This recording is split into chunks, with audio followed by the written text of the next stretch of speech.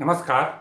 आज हम बात करेंगे भारत और चीन के सुधरते रिश्ते और उसका वैश्विक राजनीति पर, वैश्विक कूटनीति पर संभावित असर की। देखिए, प्रधानमंत्री नरेंद्र मोदी ने अभी चीन की यात्रा की थी।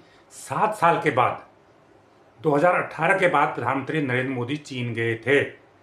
हम सब जानते हैं कि 2020 में गलवान घाटी संघर्ष के बाद भारत और चीन के रिश्ते बेहद खराब हो गए थे और 5 साल तक उन रिश्तों में डेडलॉक बना रहा। लेकिन पिछले साल जब अक्टूबर में प्रधानमंत्री नरेंद्र मोदी और चीन के राष्ट्रपति शी जिनपिंग की कजान में एक कॉन्फ्रेंस के दौरान, ब्रिक्स कॉन्फ्रेंस के दौरान मुलाकात हुई, तो रिश्तों पर जमी ये बर्फ पिघली। उसके बाद दोनों देशों की तरफ से वार्ताएं चलती रही, प्रतिनिधि स्तर की वार्ताएं हुई और कुछ जो रिश्ते एकदम बंद पड़े थे उनमें कुछ शुरुआत हुई। जैसे चीन ने कैलाश मानसरोवर यात्रा की शुरुआत की, भारत ने दोनों देशों के बीच में वीज़ा सुविधाओं का ऐलान किया, अब फ्लाइट शुरू होने वाली है दोनों देशों के बीच में। तो इस प्रकार कुछ शुरुआत हुई, कुछ जो रिश्तों में एकदम टकराव आ गया था, एकदम डेडलॉक आ गया था, वो खुलना शुरू हुआ। रिश्तों में जमी बर्फ पिघलनी शुरू हुई और चीन और भारत की सेनाएं डेमचौक और डेपसोंग से पीछे भी हटी। लेकिन अभी भी एलएसी के मुद्दे पर बहुत कुछ होना बाकी है। भारत की एक कोशिश है कि मई 2020 से पहले की जो स्थिति थी एलएसी पर वो बहाल हो, लेकिन अभी वो बहाल नहीं हुई है।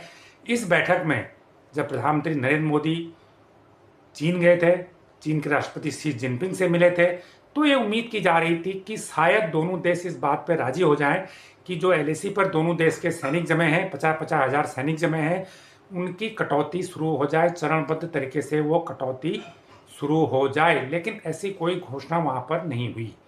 ले दे के जो घोषणा वहाँ पर हुई वो यही हुई कि दोनों देश अपनी विमान सेवा शुरू करेंगे, सीधी फ्लाइट सेवा शुरू करेंगे।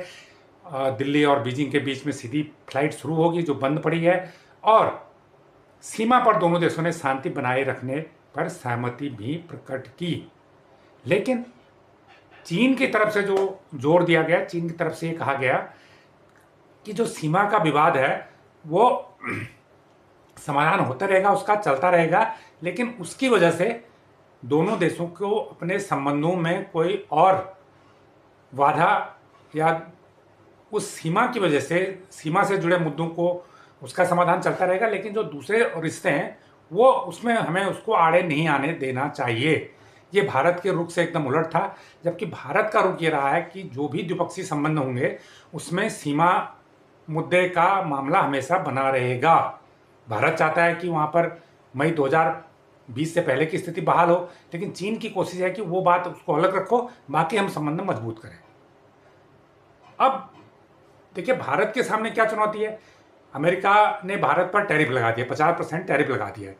तो भारत से जो अमेरिका में 86 अरब डॉलर का सालाना कारोबार होता है वो प्रभावित हो जाएगा, और यह आशंका है कि वो घट के आधे से भी कम रह जाएगा, क्योंकि भारत का सामान अमेरिका में बिक नहीं पाएगा और उसकी डिमांड खत्म हो जाएगी। अब इस घाटे की भरपाई भारत कहाँ से करे। एक मौका यह है कि चीन को भारत निर्यात बढ़ाए। चीन को करीब 14-15 अरब डॉलर का निर्यात भारत का होता है, बहुत कम है, जबकि भारत चीन से 115 अरब डॉलर तक का सालाना खरीदारी करता है। भारत और चीन ने भी एक दूसरे के सामानों पे कई तरह के टैरिफ लगा रखे हैं। अगर दोनों देश से टैरिफ हटाते हैं तो निश्चित रूप से भारत का भी वहाँ पर चीन को एक्सपोर्ट बढ़ेगा, और चीन का जो 112, 13, 14, 15 करोड़ का एक्सपोर्ट है अभी सालाना भारत को, वो भी बढ़ जाएगा।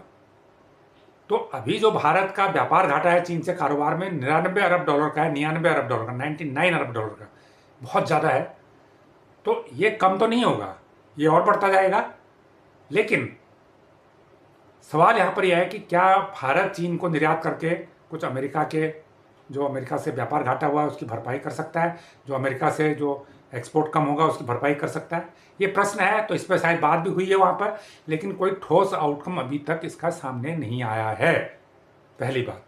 दूसरी बात, बॉर्डर मुद्दे पे भी इस बैठक के दौरान कोई खास अनाउंसमेंट नहीं हुआ है, कोई खास प्रगति नहीं हुई है, लेकिन बातचीत आगे जारी रहेगी। तो कुल मिला के कहें तो चीन ने प्रधानमंत्री नरेंद्र मोदी की यात्रा के दौरान एक अच्छा माहौल तो बनाया, लेकिन कोई सीधे घोषणा अभी तक नहीं हुई ये एक भारत के लिए झटका है, निराशाजनक है कह सकते हैं। लेकिन माहौल अच्छा बना है, यात्रा का माहौल अच्छा बना है और आगे उम्मीद की जानी चाहिए कि और बेहतर स्थितियां होंगी। और कई बार क्या होता है कि एक ही बार में सब कुछ नहीं हो जाता। अब सवाल यह है कि इससे क्या अमेरिका पर दबाव बनेगा? भारत चीन नज़दीक आ रहे हैं तो क्या अमेरिका इससे प्रभावित होगा? इससे अमेरिका बातचीत के लिए दरवाजे खोलेगा? वाणिज्य मंत्री पीयूष गोयल ने यह भी कहा कि साल के आखिर तक अमेरिका से व्यापार समझौता हो जाएगा। क्या इससे अमेरिका पर दबाव बनेगा? देखिए, जो एक्सपर्ट हैं वो ये कहते हैं कि दबाव बन भी सकता है, अमेरिका पर प्रेशर बन भी सकता है और बात बिगड़ भी सकती है। प्रेशर इसलिए बन सकता है क्योंकि अमेरिका चाहता है कि एशिया में उसका दबदबा बना रहे और उसको चाइना को काउंटर करने के लिए भारत जैसे सहयोगी की हमेशा दरकार रहती है, मदद की ज़रूरत रहती है, उसे भारत का साथ उसे चाहिए। तो अमेरिका नहीं चाहता है कि भारत के चीन से बहुत अच्छे रिश्ते हों, ये बात सैद्धांतिक रूप से सही है, क्योंकि एशिया में उसे पावर बैलेंस करनी है, चाइना के दबदबे को बैलेंस करना है। अगर भारत भी उसके साथ खड़ा हो जाएगा तो फिर एशिया में अमेरिका का दखल कम हो जाएगा, जो वो नहीं चाहता है।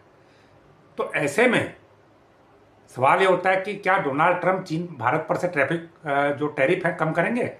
50% टैरिफ लगाया वो कम करेंगे या टैरिफ कम नहीं करेंगे?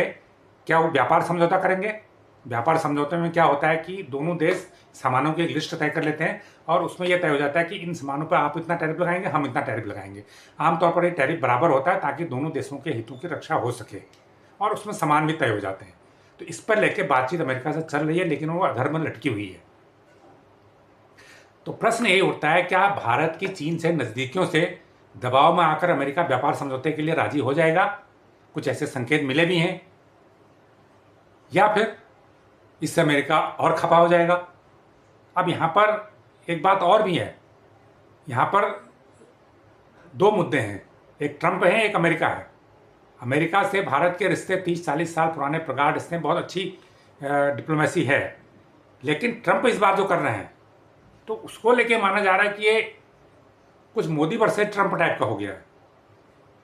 ये भारत वर्सेज अमेरिका नहीं है, बल्कि मोदी वर्सेज ट्रंप है या भारत वर्सेज ट्रंप है। तो ऐसे में जो स्थितियां हैं बहुत जटिल बनी हुई हैं। एक तरफ हाल की पीएम की एससीओ मीटिंग और चीन की यात्रा के बाद ऐसा लग रहा है कि चीन, रसिया और भारत एक समूह के रूप में खड़े नजर आ रहे हैं, और अगर ऐसा है तो अमेरिका के लिए खतरे की घंटी है। तो अमेरिका का जो दुनिया में वर्चस्व है वो खत्म हो जाएगा इससे। लेकिन अगर ये तीन शक्तिशाली देशों की जुगलबंदी आगे बढ़ती है, हालांकि चीन पे बहुत जल्दी भरोसा कर पाना भारत के लिए आसान नहीं है। रसिया भारत का पुराना मित्र है, ये सही बात है, लेकिन चीन पर कितना भरोसा किया जाए, इस पे जो राजनीतिक विशेषज्ञ हैं, जो कूटनीतिक विशेषज्ञ हैं, वो अभी भी सवाल खड़े करते हैं। तो ऐसे में भारत ने अमेरिका से बातचीत के विकल्प खुले रखे हैं, इसलिए भारत ने अमेरिका के सामानों पर जवाबी टैरिफ नहीं लगाया। भारत के पास भी विकल्प था कि अमेरिकी सामानों पर टैरिफ लगा सकता था अमेरिका को जवाब देने के लिए। भारत ने इस विकल्प को खुले रखा है और अमेरिका की तरफ से जो तमाम बयानबाजी हो रही है उस पर भी भारत उस तरह से रिएक्ट नहीं कर रहा है जिस प्रकार और देशों की तरफ से होने वाली बयानबाजी पर करता है। ऐसे में भारत ने अमेरिका से भी संबंधों को सुधार के विकल्प रखे हैं, चीन से संबंध सुधार रहा है, रसिया तो उसका पुराना मित्र है ही है। तो देखना यह होगा कि आने वाले दिनों में ये जियोपॉलिटिक्स क्या रुख अपनाती है और क्या कुछ नया होता है इसमें। एक तो यह है कि अगर यूक्रेन और रूस का विवाद सुलझ जाए, उनका युद्ध खत्म हो जाए, तो फिर ये शायद टैरिफ वैरिफ वाला विवाद ही खत्म हो जाएगा, क्योंकि 25% टैरिफ तो अमेरिका ने इसलिए भारत पर लगाया है कि वो रूस से तेल खरीद रहा है, और जो बाकी 25% लगाया उस पर भी मूलतः जो नाराजगी है वो रूस से तेल खरीदने को लेकर ही है। तो अगर रूस यूक्रेन युद्ध का समाधान हो जाता है, शांति वार्ता हो जाती है, तो फिर आधी समस्या तो वैसे ही खत्म हो जाती है। फिर एक अलग रास्ता निकल आएगा तो ये विवाद को, टैरिफ के विवाद को खत्म करने का। तो ये जानकारी आपको कैसी लगी हमें कमेंट करके जरूर बताएं। जो लोग इस चैनल को पहली बार देख रहे हैं उसको लाइक करें, सब्सक्राइब करें और शेयर भी करें।